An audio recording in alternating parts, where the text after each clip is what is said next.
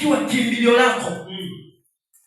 Yesu anafanya njia pasipokuwa na nini? Njia.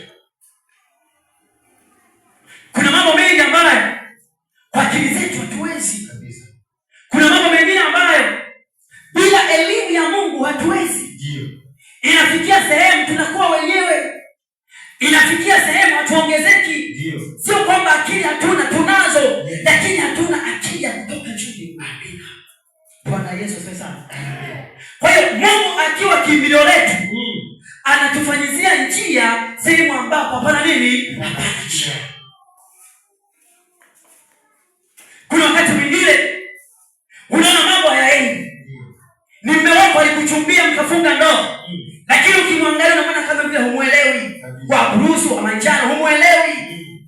Kwa sababu hakuna njia. Njia imefungwa. Ndio.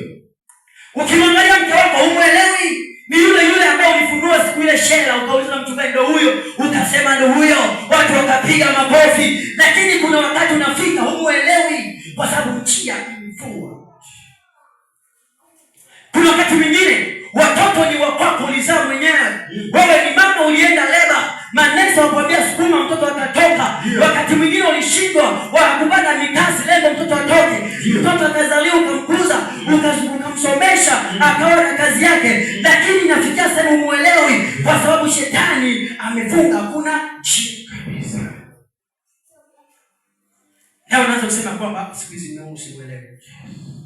Ngoja niende kwa waganga. Unasema mke wangu simuelewi.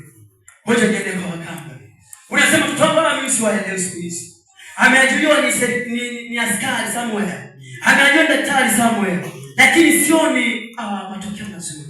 Mimi simuelewi mtoto huyu. Yaweza kuwa amelogwa. Unaenda kwa waganga, kumbe unamloga.